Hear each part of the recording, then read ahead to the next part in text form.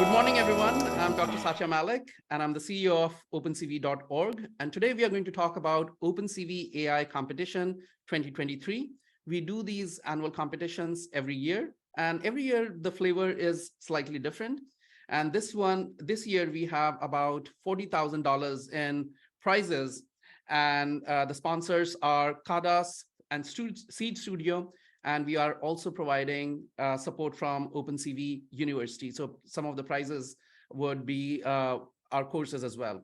So this year's contest is hosted by Hackster.io. This is the first time we are using their platform, and they have generously given us free access to their platform as well as their support team, which is valued at a lot. So Hackster joined us as a silver member recently. And so, I would love to get your feedback on how you like the platform compared to previous competitions we had done.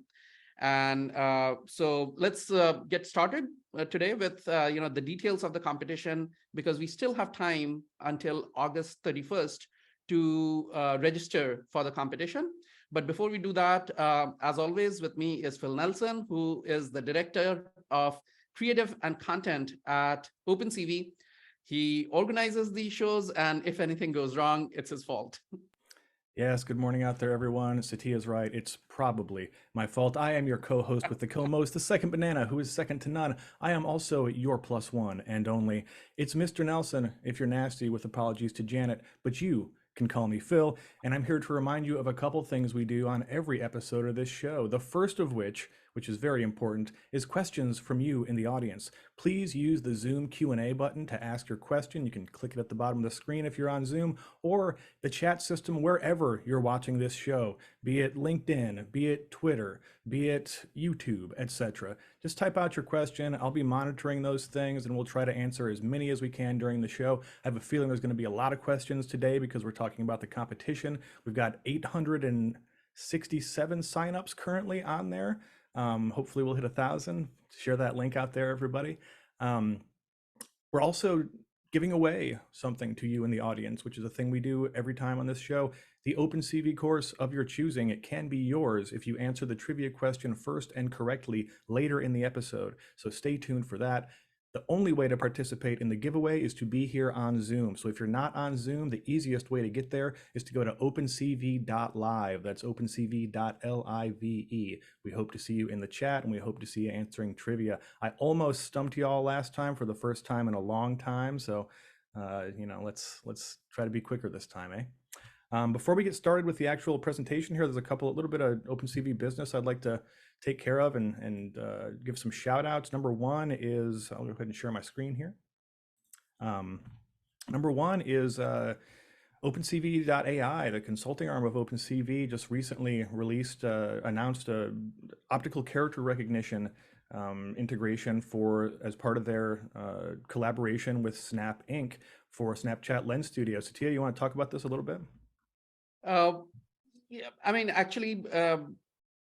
you should go and read the blog post. It has all the details.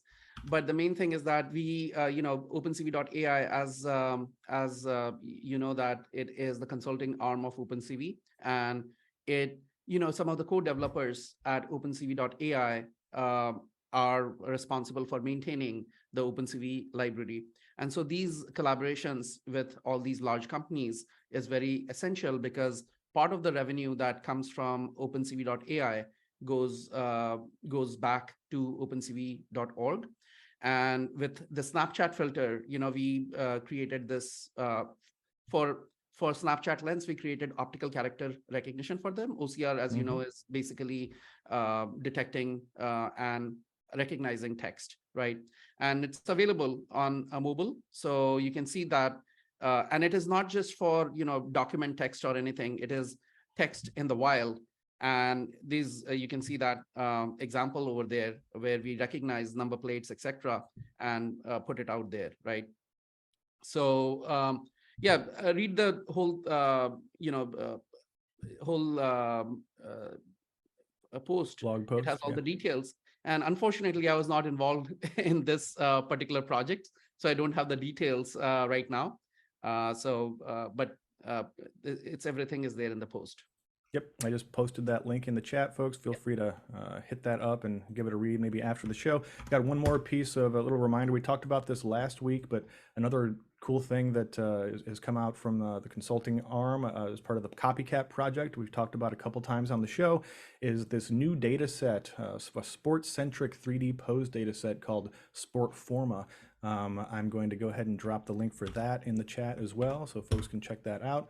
What makes this unique is that it's sport focused. There are a lot of pose estimation data sets out there and a lot of ways to do it, but the vast majority of them are meant for people walking around like retail type things. This is specifically focused on sport. So if you have an interesting use case, go check it out. It's very high quality. You can see a lot of these generated poses are like super good. Satya, you like to talk a little bit about Sportforma? Yeah, so this one is very, very interesting because, with stable diffusion and control net, right, which we talk about in our courses, you can do a lot of these things where you generate new images from existing images for data augmentation, etc., right? However, that is the first step, right?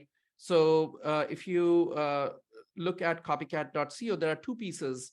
One is for data augmentation for in general, right, where you have buses and things like that, and you want to create data which is similar to and preserves the semantic segmentation for that scene, right? We had talked about it before that you could have a scene of a bus and you create the semantic segmentation for it. Now, this one and that piece is relatively easy, right, in the sense that if you know enough, you could go and do it. It is still a good idea to use copycat.co for that purpose, because we have solved all the little problems that arise in those cases. So it's very convenient to use, right? However, this one is the next level, right? And the difference is when we just want to change the scene while preserving the segmentation, you can use something like Stable Diffusion plus Control Net to do it. Those are both open source. But this one, we are able to change the viewpoint of the person, right? So you have a particular pose, you can change the camera, where the camera is located, and create a new view for that person, which is extremely difficult, right? For this, because you need to accurately determine how the person is, the 3D pose of the person, and then you want to create the whole body properly, and then you want to move the camera. So this data set is very unique. I have not seen any data set like this. So yeah, please check it out. It is very unique. And the main thing is that you're able to move the camera. That's why we have so many different poses. For the same pose, you can move the camera around and have many different images for that. And that kind of unique data set doesn't exist.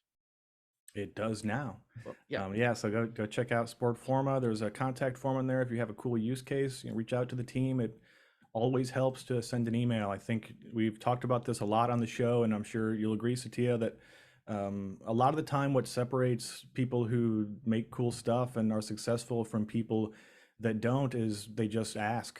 They send the email, they make the phone call.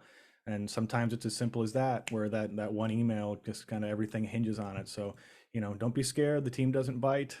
Send an email if you've got some interesting sports stuff.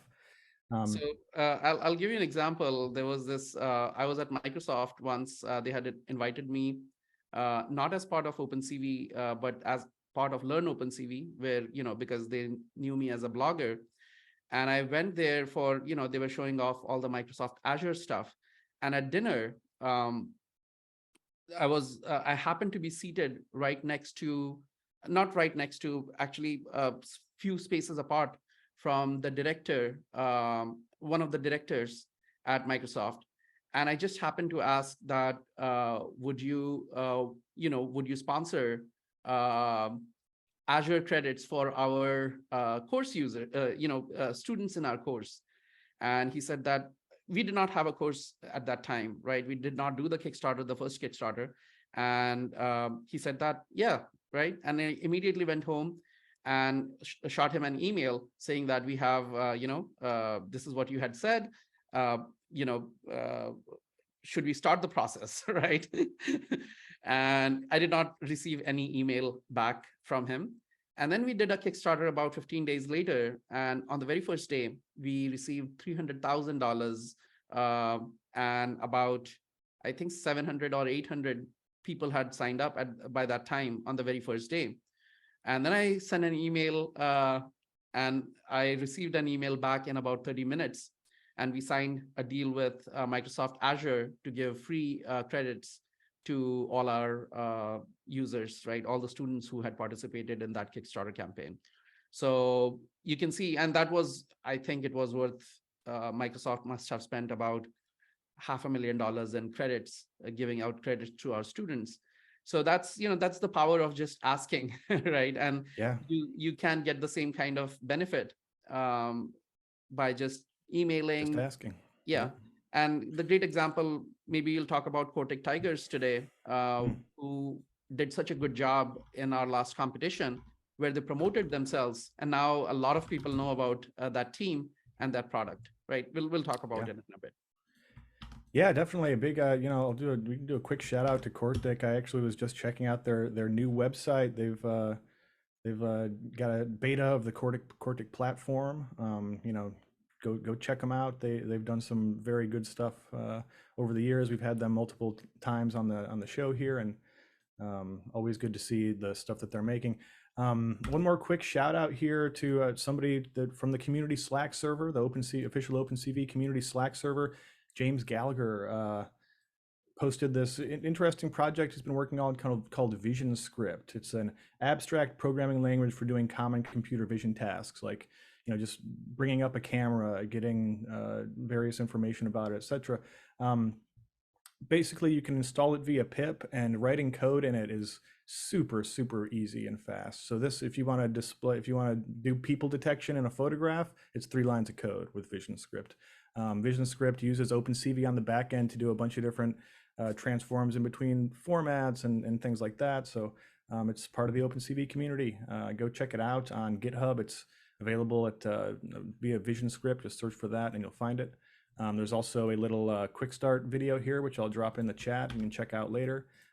So shout out to James for building something cool and sharing it with the team. It's another one of those things. He sent me a message on LinkedIn, and I was like, oh wow, this is really cool. We'll talk about it on the show, and here we are talking about it on the show. So it always helps. It never hurts to ask. Yeah, it's funny also the range of people who use OpenCV. We have a lot of independent developers who build cool stuff around OpenCV, but we also have NASA calling once in a while and saying, "Oh, is this such?" They ask questions about OpenCV, and we answer them.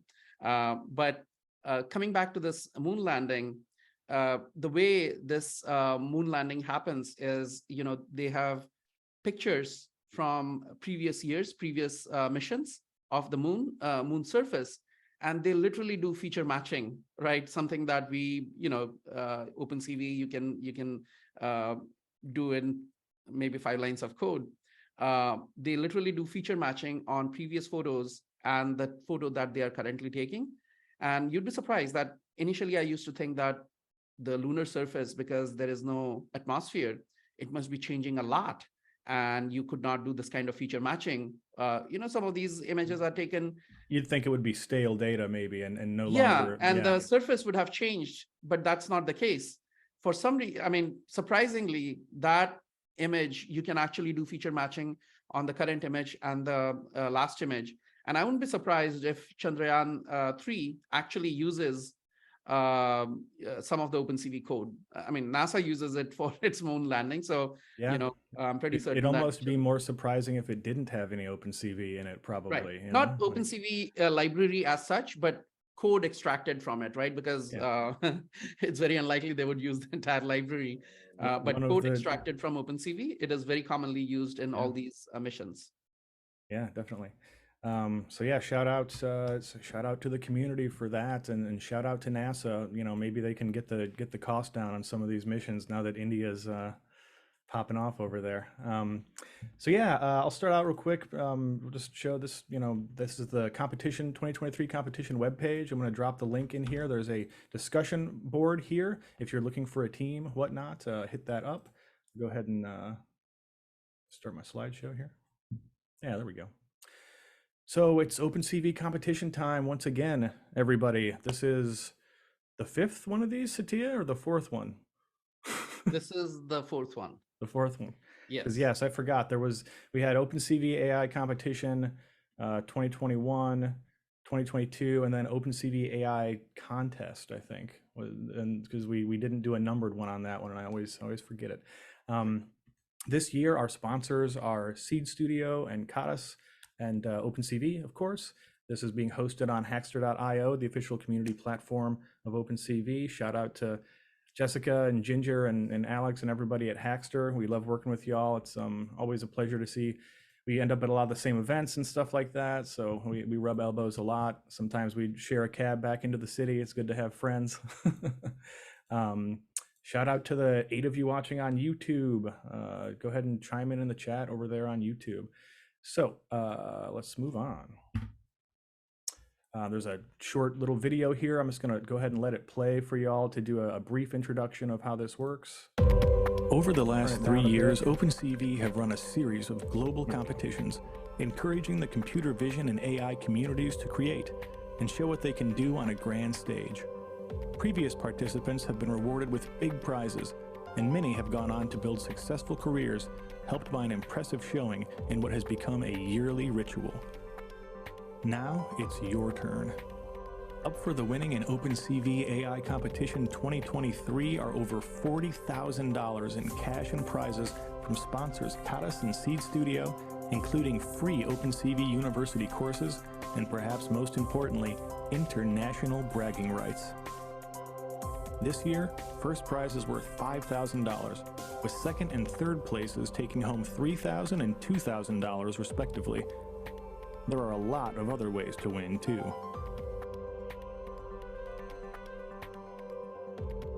Proposals from teams of 1 to 4 people are open starting today and go through August 31st, 2023.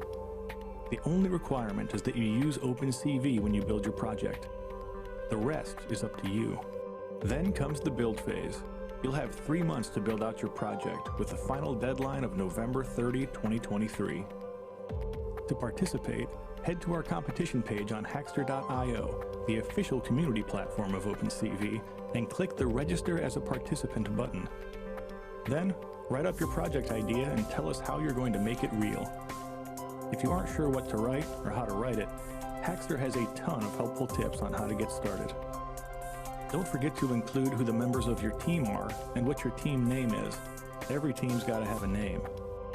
There's also a Hackster discussion forum and a community Slack channel where contestants can find teammates, share information, and get guidance directly from the OpenCV team.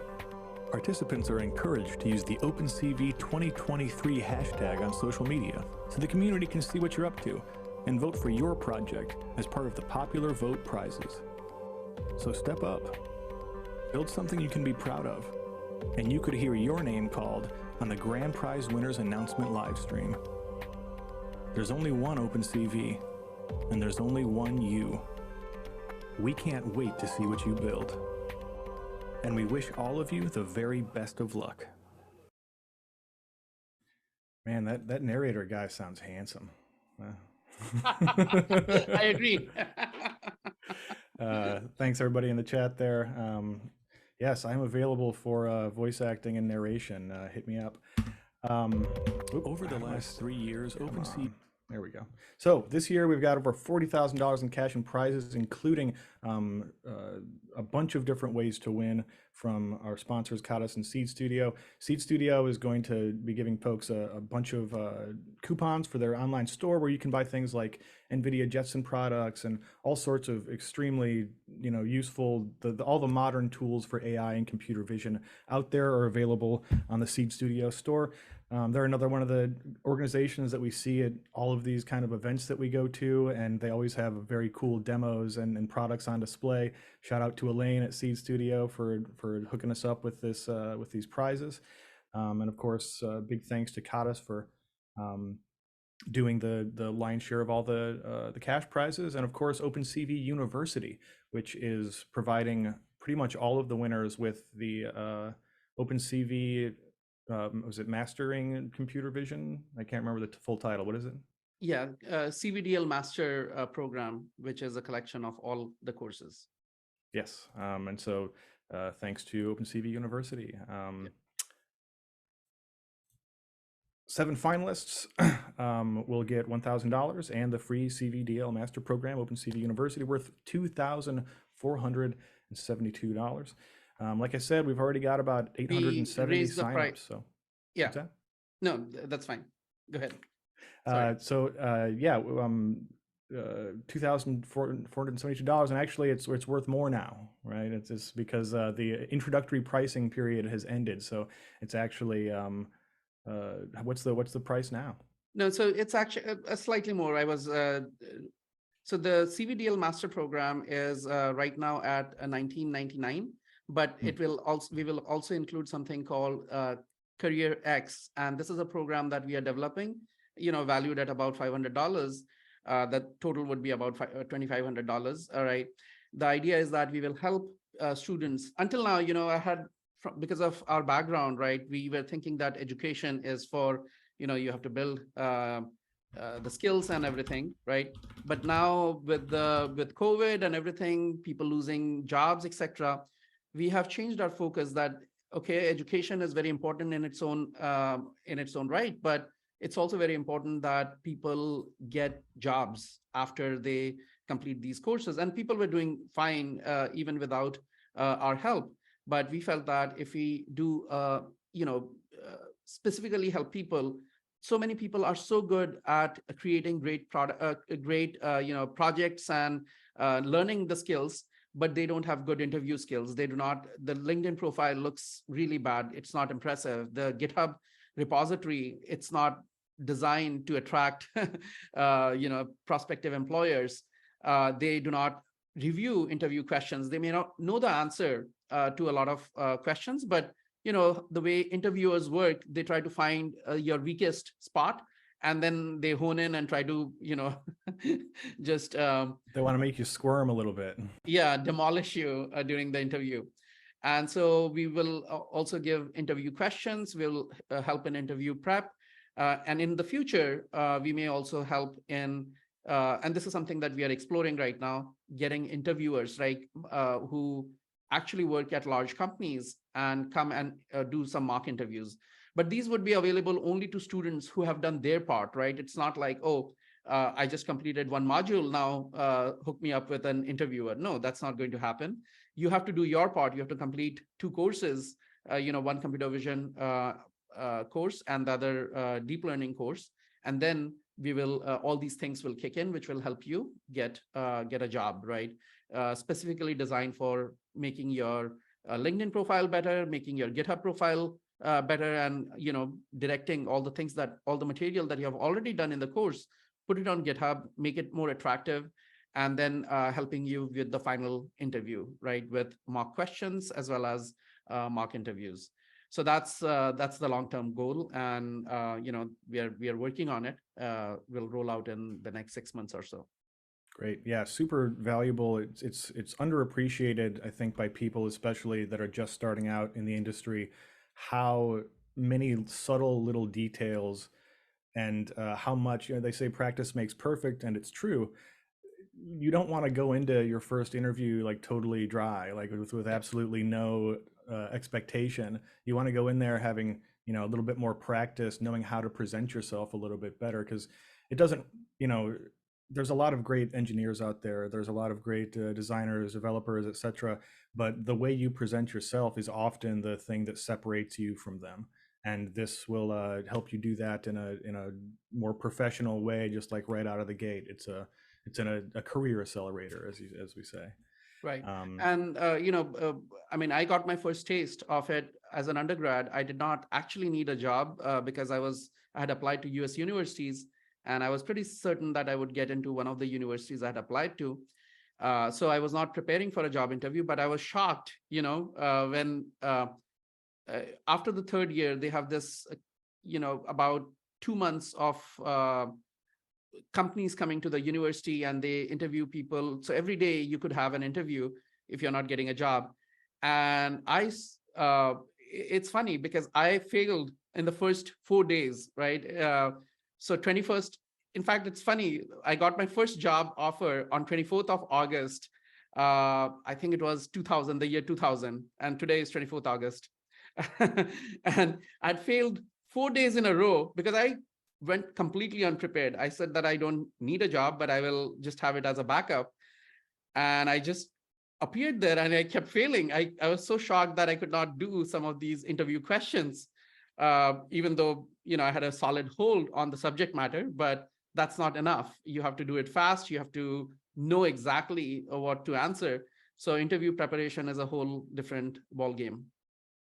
Yeah, and there's whole, just like people that help you prepare for like the SATs and stuff, there's a whole industry of folks that will just focused on teaching you how to be a better interview subject for these things. And they're always, I hear from my friends that are, out there interviewing, there's 4 or 5 interviews for one gig, and that really makes all of them count a lot more because the pool is so much bigger because of kind of the way the economy is going in the tech scene, and the venture capitalists are getting a little bit scared, and so the money is only going into certain areas, and so you've got to be when the opportunity comes, you got to be ready, and Right. this will I'll help you slip do in that. one more story, if you Yeah, don't mind. please do. So in, I think 2 years back, Google Summer of Code, we were reviewing all the applications for Google Summer of Code for OpenCV internship.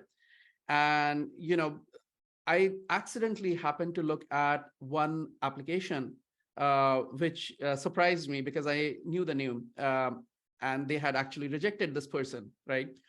Now, there is this exam in India called IIT JEE. It is a joint entrance exam for entry into IITs, which is Indian Institutes of Technology, right? About 1 million people, I'm not kidding, about 1 million students take this exam every year. And I guess about 10,000 are selected. And this guy, his name is Satya, right?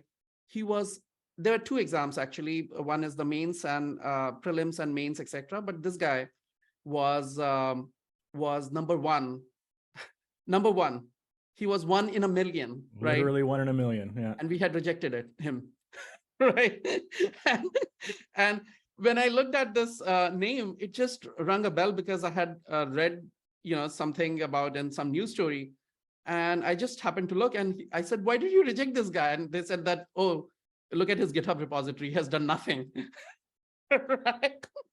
So I looked at his Yes. GitHub repository, and indeed, there was no evidence of any practical work. But I said that, okay, let me interview Satya and see what's the problem. And turns out that Satya had worked with large companies on very important projects, but they did not allow him to, publish that code. Very common thing out these days. Yeah. So I basically intervened, and he got into the program and some of the code. It was such an easy job for me because I was mentoring him. Every week I would meet him for 1 hour, and I would just tell him, do this, do this, do this, and not even tell him how to do this, right? And he would just nail it the next week, right? That project was very successful. It is now part of the OpenCV library. It was about facial landmark detection, so it is part of the OpenCV library, and it was all done.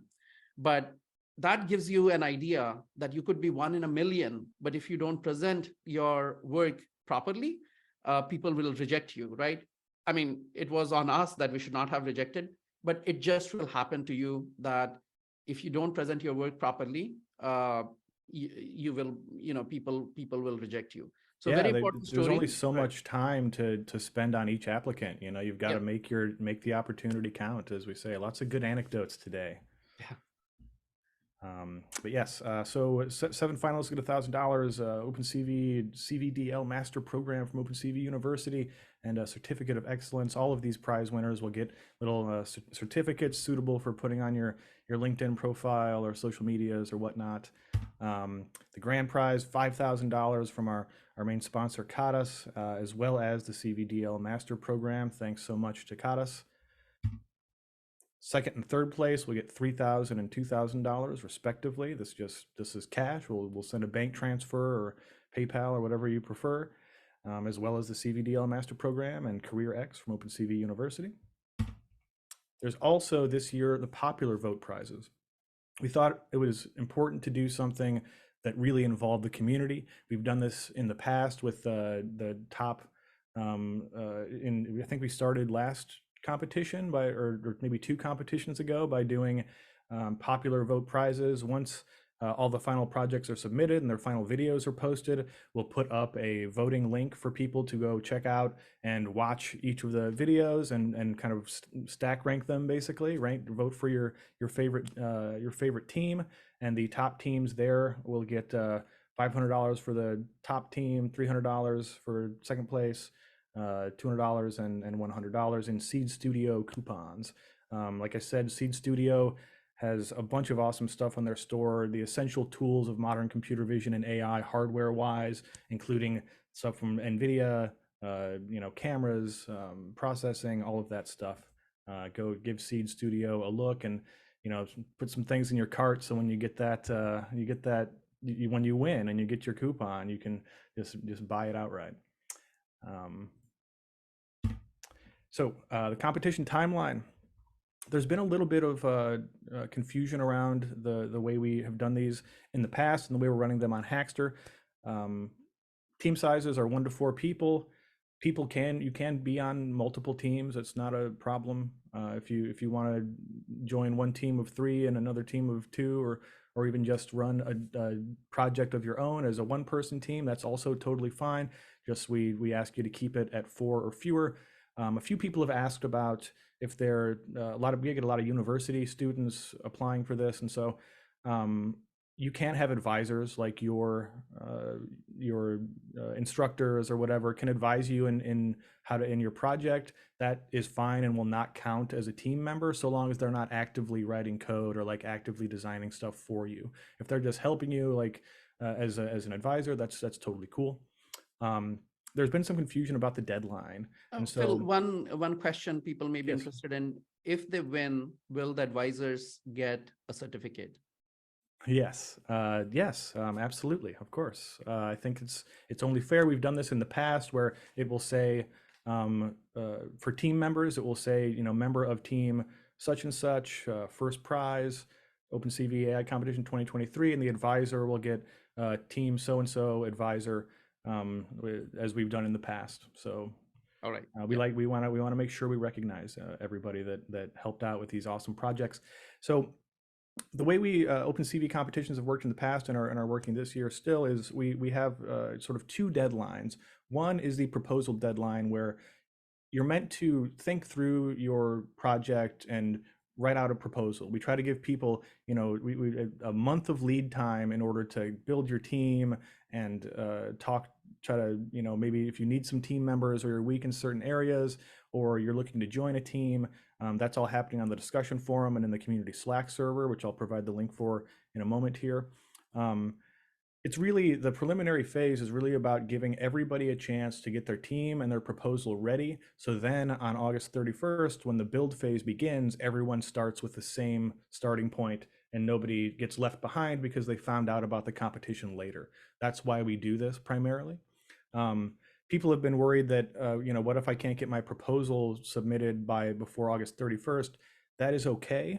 It's just that you'll be starting a little bit later than everybody. It's Satya can speak to this a little bit more, that it's very important to think through your project from the beginning, not in extreme detail, but think through the steps that you expect to take, because during the build phase, you will realize there were things you missed, but if you've already thought it through, you'll sort of have a concept of, okay, this might push back this aspect. This is easier than I expected, and so we can work a little bit more over here. It's really about the thought process. You need to think it through in order to build something really good and win a top prize with such a competitive contest.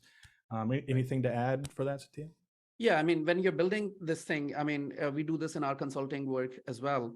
Whenever we want to solve a problem, you solve the hardest part first, right? It is very tempting to feel that, oh, you're making progress by doing all the easy stuff first, and then you miss the key hard part and you don't have anything to show, right? You have all this fluff to show, which is actually not impressive, right?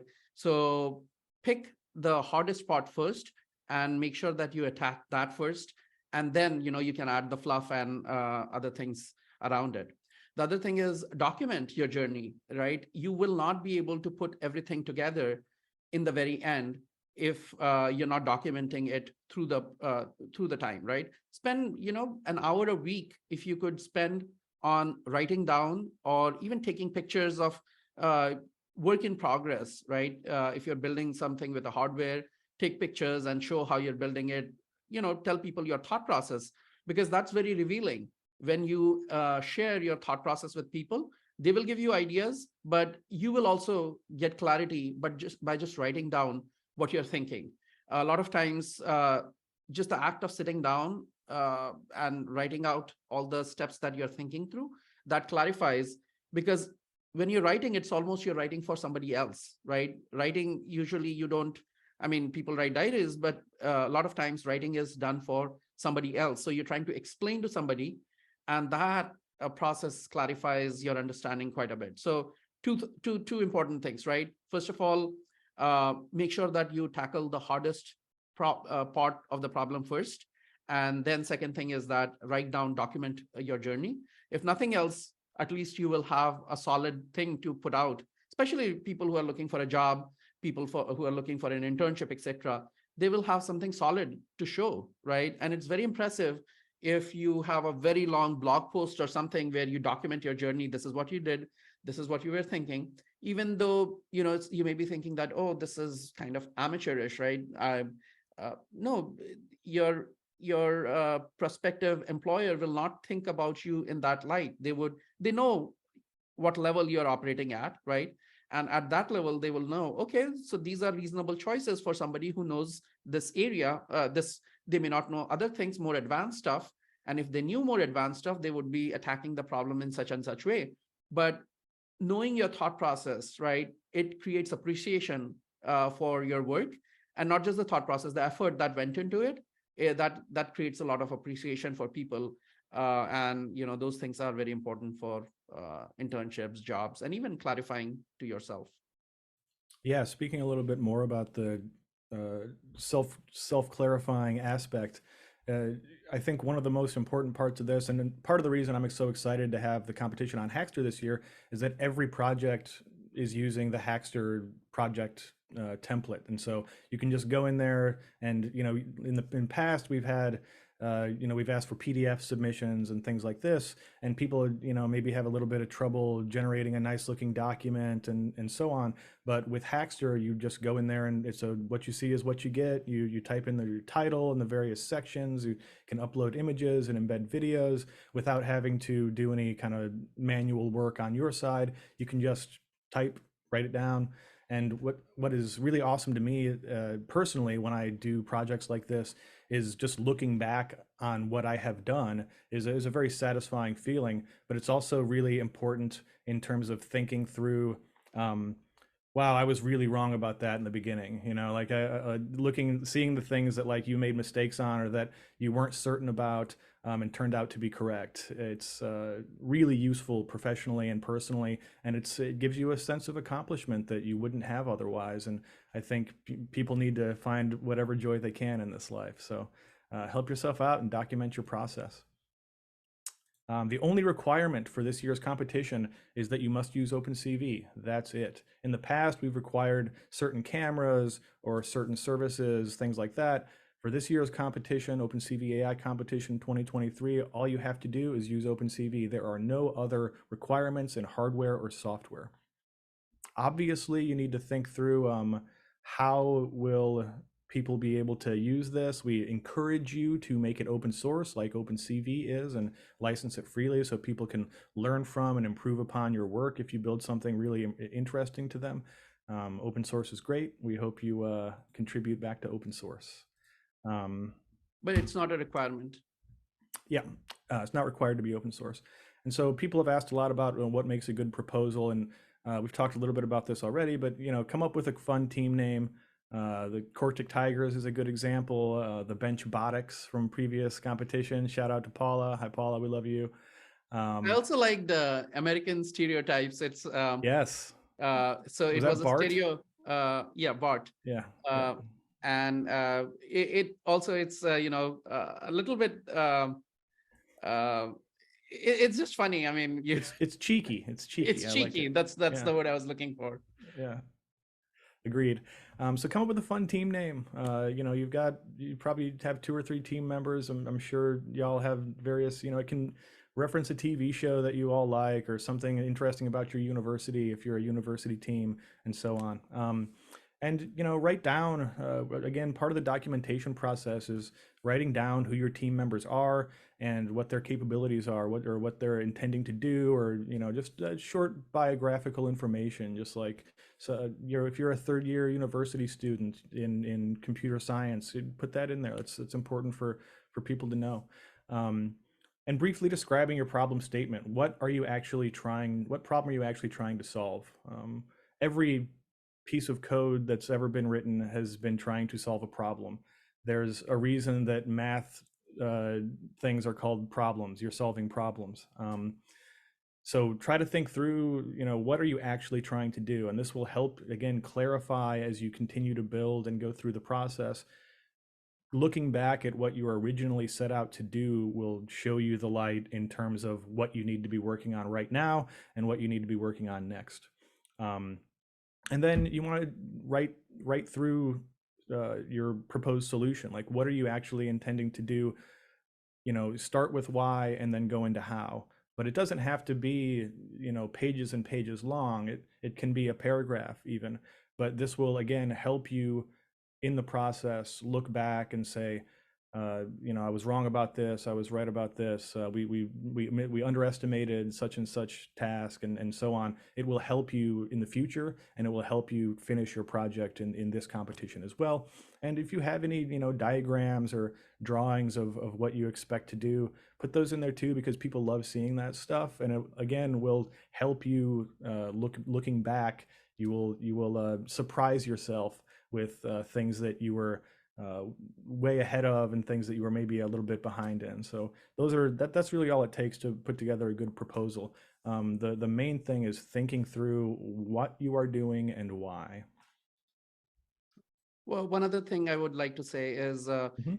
in the past, when we had done competitions and we were giving away cameras, etc., their capabilities was very important because we wanted to make sure that this group that we are giving expensive hardware to, sometimes, in one of the competitions we gave away about $1,200 worth of hardware to a single team who qualified in the in the first phase, and then there was shipping and everything. It was easily about $1,500 that was given away. There we really cared that, okay, this team, are they capable of delivering what they promised, right? Based on the background. For this competition capability, we are not judging you based on the capability. We will judge you only on the final output. The reason you still should put your capabilities and a little background about your team is it will help you in the future, right? For example, let's say you're a third year student who participated in this competition, and maybe you won a prize. In that case, when we publicize this thing, prospective employers would know that, okay, you won this competition, right? And they may even reach out to you and things like that. So that would be useful. Other thing could be small startups who are trying to push a product or trying to get recognized. If you participate as part of that team, right, you could put, in your team name, you could have the name of your company, just like Cortic Tigers did. And also the capabilities, right? You could use it to sort of publicize your company's strength. So those things could be very important. And again, the proposal, it's a guidance, right? Don't think that you have to implement exactly what you said in the proposal. It can divert completely, because in the proposal you thought something, you tried out, and it doesn't work, so you will obviously use something else, right? Yeah, So the you proposal. should expect Yeah. to, run up against things that you didn't expect. There's going to be unknowns that pop up, and that's just part of building stuff. So, yeah. Yeah. So yeah, so that's the important piece, that don't the proposal is only for our guidance, right? Mhm. And the final thing is that after you submit the proposal, you may not hear from us saying that, okay, this needs, there's just too many proposals right now for us Mhm. to go through. But during this, so you should not wait for building the thing, right after August 31st, start building. And we will announce that also. You can start Yep. building. But as we go through the proposals, and if we find something interesting to contribute, we may reach out to you saying that, oh, you can try this idea or that idea. And for that reason also, the proposals could be interesting, right? That if you lay out your solution, we may, and I cannot guarantee that we will be able to go through and do it for every proposal, but Mhm. we may, look at the proposal and say, why don't you try this? And this may be a better way to achieve what you're trying to achieve. Yeah, definitely. And it's also useful for us at OpenCV because we will be doing some blog posts and various social media engagements, and it helps us just to be able to look and see what teams are interesting that we maybe would want to talk to because of what they're building, because of who they are. If you're participating and or would be interested in being featured in a blog post on OpenCV, a short interview like we've done in the past, feel free to reach out to us, competition@opencv.org. That those emails go to me and a couple other people in the group, but I'll be the one directly interacting with folks as we do interviews and social media posts and stuff like that. Hit us up, like we were talking about earlier. It only ever helps to ask. It will only benefit you to reach out. So we hope you do. And several small companies have benefited greatly in terms of visibility, for Definitely. because they participated in OpenCV AI competition. So And individuals as well, like our good friend Paula. yeah, oh, that's Um, right, that's right. it will help your career for sure. So the final submissions are due in November. That's a 3-month build period, like we were just saying. Essentially, the proposal deadline is just there to give people a chance to think through, build their team, and then when August 31st midnight hits, just are off to the races. Everybody starts building at the same time. If you're watching this sometime in the future and you missed the proposal deadline, that's okay. You can still build. It's just that you'll be starting a little bit later than everybody else. That doesn't mean you can't win. We're not going to hold it against you. You'll just be starting out at a little bit of a disadvantage, but maybe your project and team are so awesome that you can pull it off. Um, we'll be doing a winners announcement December 21st. A lot of folks will be home for the Christmas holiday here in the U.S. and around the world. I'll definitely be in Michigan. We may do the live episode from On Base Productions in beautiful downtown Niles, Michigan. Shout out to my brother Chuck and the Mayflies. So yeah, we'll the winners announcement will be a live stream. We'll have a panel of some of the judges, and we'll go through the top teams, show their videos, talk a little bit about what we liked about each project, and then we'll announce the grand prize winners and whatnot on that episode. So you'll be able to watch that the same way you watch all of these OpenCV live episodes on OpenCV.live, on YouTube, on LinkedIn live video, etc., etc. Any advice for people during the build phase, Tia? Like, are there common pitfalls that you think they can be avoided? Um, Well, the most common pitfall is starting too late, right? it's And true. then I said that document your journey, right? It would Yeah. be useful no matter what. Even if you don't succeed in winning a prize, that documenting your journey would be very, Mhm. very useful.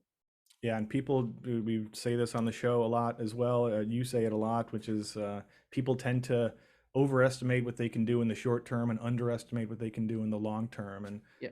that's part of the reason to document the process, because you'll surprise yourself by what takes longer or what is faster, and it'll be useful to you in the future. Yep. I'm gonna talk a little bit about some of the past winners here. Probably won't play the whole video, but this was from OpenCV AI Competition 2022, aquatic recycling for autonomous duckweed collection in Lake Titicaca, Can which I is uh, can I add fun one to more say. thing before we Yeah, start the video? yeah, feel free. Go So ahead. there are two kinds of things. In the past experience, I've seen that there are two kinds of projects that tend to win. One is if you solve something exceptionally well, right? And Hmm. an existing problem. The problem itself is not, it's not novel, or it is not. It's a known problem, right? It's not necessarily like exciting. Yeah, it's not exciting, right? But you do it exceptionally well. In that case, you have a very good chance. But so this is great for people who have deep experience in computer vision and they have been doing this for some time.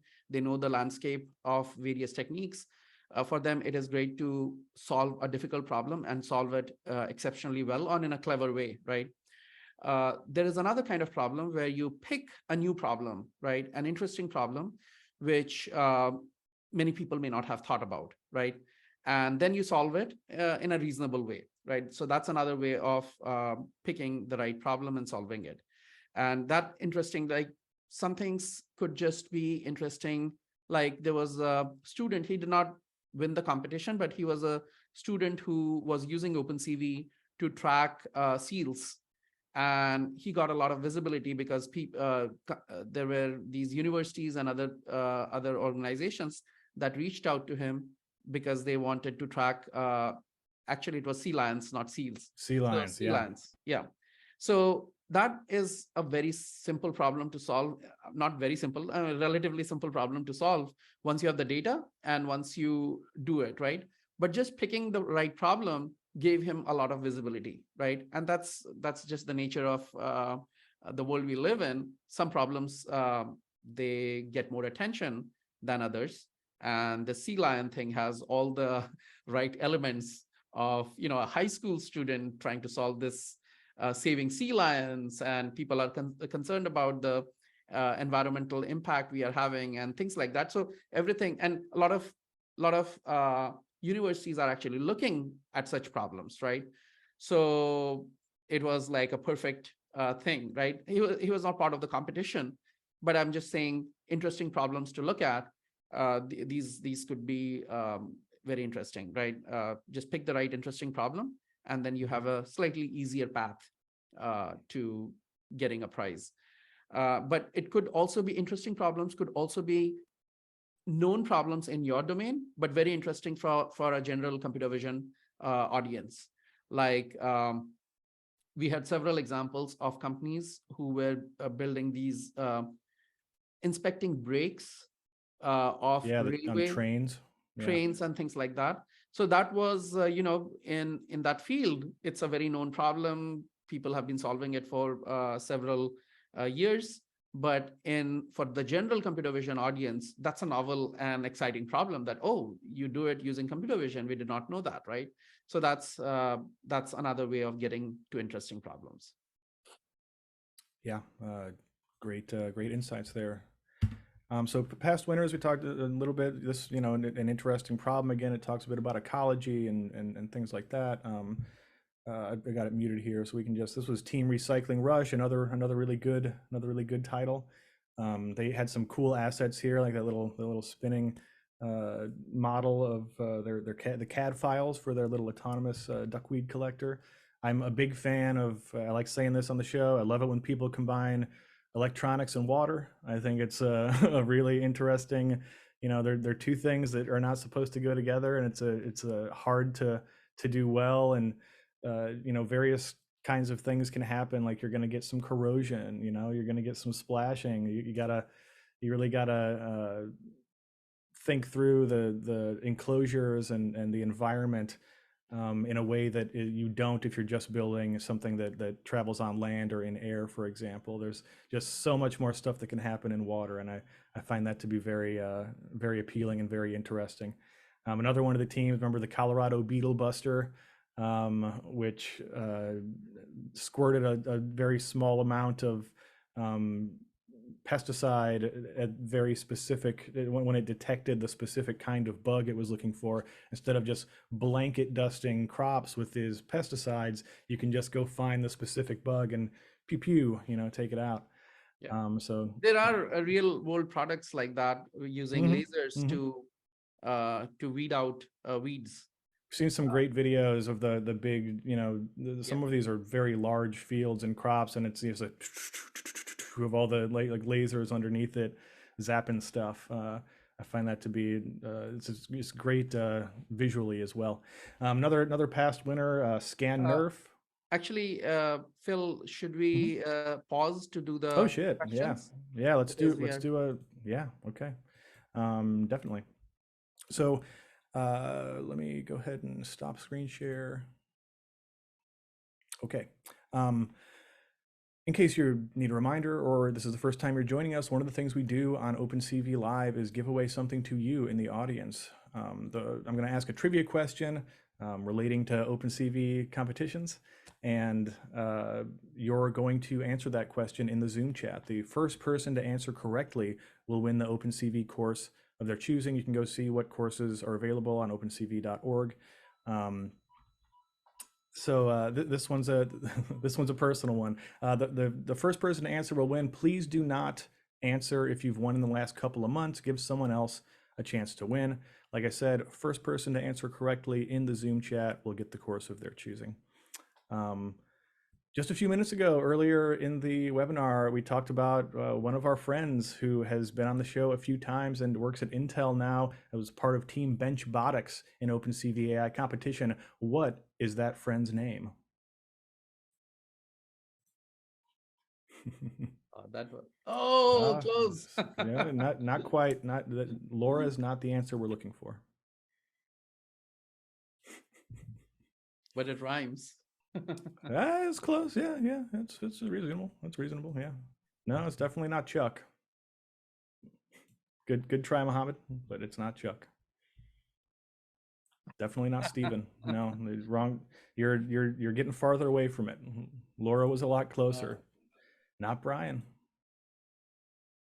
Mora. Thomas. No, no. Peter, Paul, and No, not Mary. me. Satya.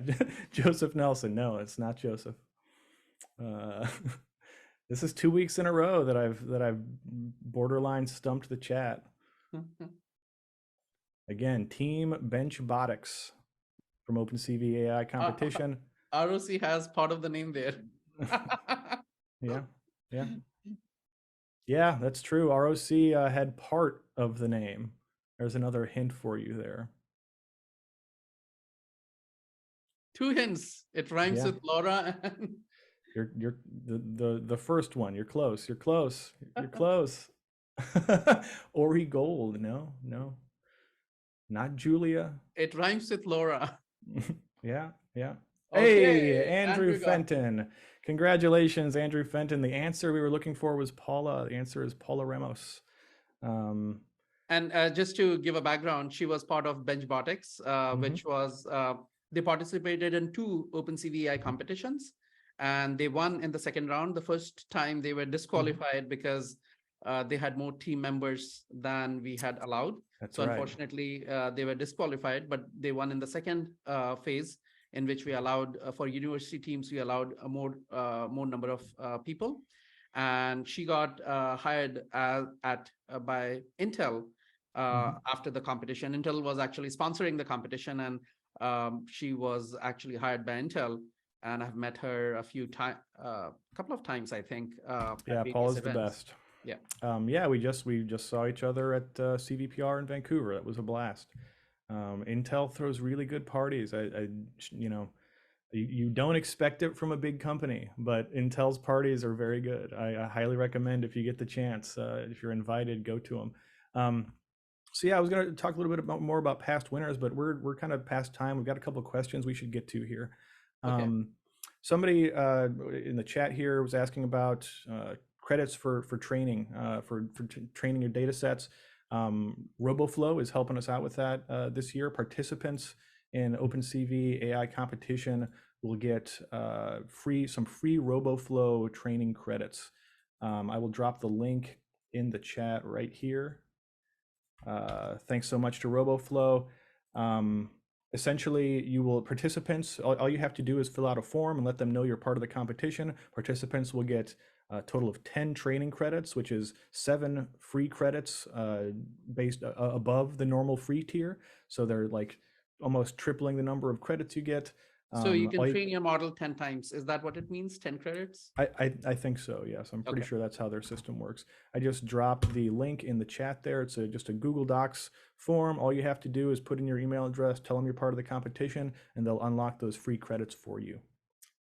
Thanks so much, RoboFlow. Shout out to Trevor and Joseph over there. Gianluca would like to know, how many advisors can there be in a team, and like what is the limit of what they're allowed to do and be an advisor versus being a team member? Could you talk a bit about that, Satya? Yeah, I mean, advisor, I think of them as, let's say if you're doing a master's or PhD, you have an advisor, right? You go and talk to them on a weekly basis. But that's the level, right? If your advisor is spending, um, they're talking to you, let's say, and giving you ideas, that's all fine. But the level of involvement should be very hands-off, like once a week you meet them and discuss ideas. That's the level we think is an advisor. But if they're sitting down with you writing code is the absolute, like that's where we draw the line. If They're a they're team writing member at code with that you, point. They're no that's longer an advisor. Yeah. then they are no longer an advisor, right? They are a team member. But if they are just giving you advice, even algorithms telling you, oh, check this out, check that out, that's all an advisor. Yes, Muhammad in the chat would like to know, will runners up get any certificates? If you submit a final project, you will get a certificate saying that you were a successful participant that submitted a final project. Yes. Yeah, non-trivial, right? I mean, you just cannot submit anything. It has to be an actual, it has to work. You have to have actually, built something.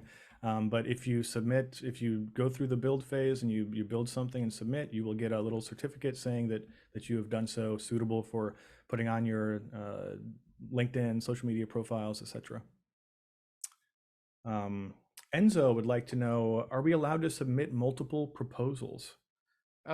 Absolutely. I mean, the one thing that I would like to, because you're not being judged on the proposal, right? But I would like to say is that even if you submit multiple proposals, right, quickly come and work on just one of them, because 3 months is not a long time, right? It will just go away very soon. So if you're working on multiple problems at the same time, you will it's not a good idea, right? So select among those proposals, select the one that you really want to go after. Maybe you'll have to do some experiments to see which has greater promise and go after that one. And that's, what you should do. One other question that, that came to my mind, which I think is very relevant. Some of the people, some people are working on projects and they submit it to multiple competitions, right, at the same time. So you could, for example, the example we just saw of forget the name of the team, sorry, the one on that was going in a lake and looking at weeds. Team Recycling Rush. Recycling Rush. So that team has participated in several competitions with their robot, right? And it is perfectly fine as long as you show a delta between what was done before, right, the competition, and what was done after the competition, so that it helps us judge what the new contribution was. So you could submit an extension of your idea, even if you had participated in earlier OpenCV AI competition, did not win. If you won, then you cannot use it. But if you did not win, you can revive that project and add more to it, try to win this time, right? So that's a valid thing. Yeah, that makes sense. Are there any resources or materials provided or shared by sponsors for participants? RoboFlow training credits are the big one. Obviously, OpenCV's documentation is, you should have that bookmarked probably to go through. Of course, there's learnopencv.com, which is a great resource if you're a beginner, or if you know OpenCV but you want to see what the best way is to solve various problems, or you want some kind of options in terms of, how can I do, motion tracking? How can I do face landmark detection? What methods are there to do this with OpenCV? Learn OpenCV is a great resource for that. Do you have any other ones you'd like to clue the people into, Satya, in terms of places to learn? I mean, if you're looking at OpenCV alone, there are tons of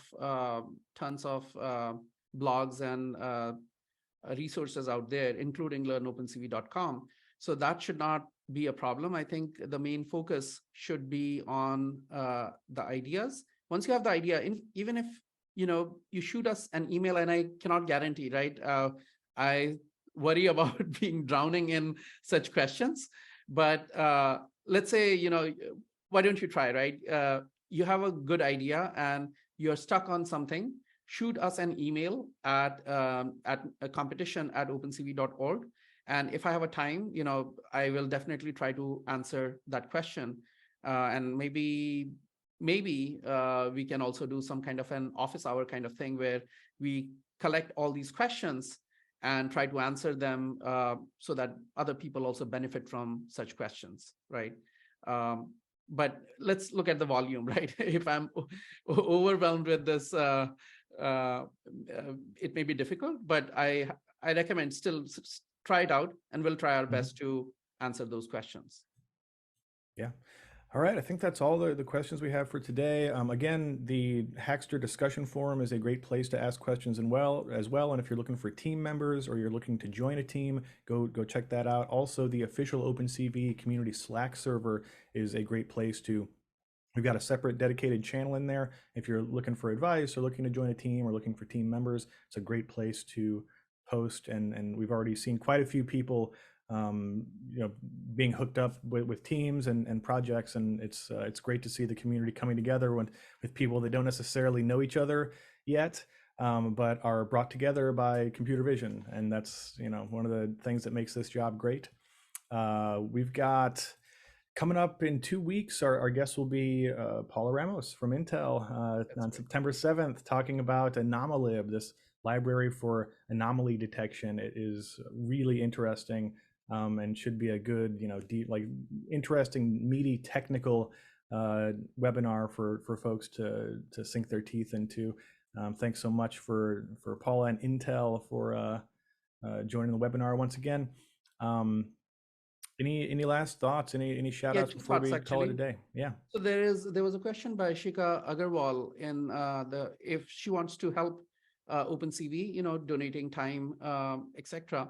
So we are thinking about how to engage the community better so that we can have a bunch of volunteers more who directly can help us. Yeah, even organizing these competitions, etc. Right, because of the scale, we struggle to deliver all the things. Right, we have to, for example, reviewing all the proposals, etc.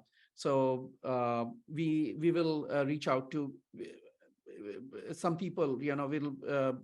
We'll reach out to some people who are not directly participating in the competition, etc., so that they can help us in reviewing some of this content, etc., based on the background.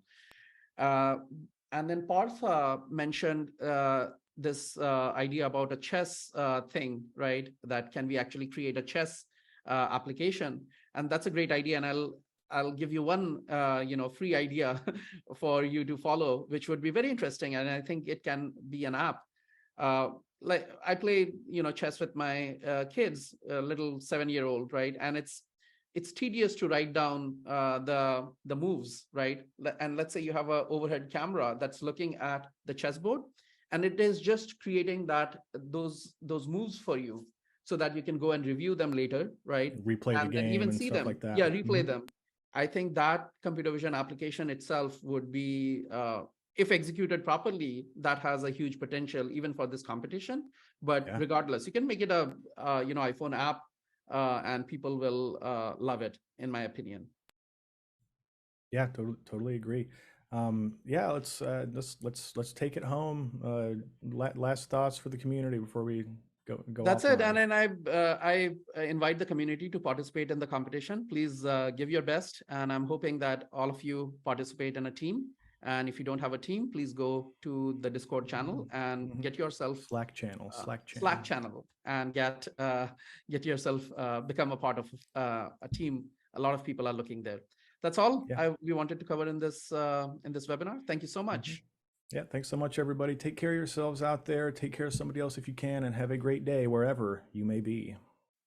Thank you so much for watching this episode of the show. Please hit that like button, subscribe, and don't forget to tap the little bell icon to be notified when new episodes drop. This week's episode was brought to you by OpenCV University, a series of courses and career guidance brought to you by the experts behind OpenCV. Learn more at opencv.org/university.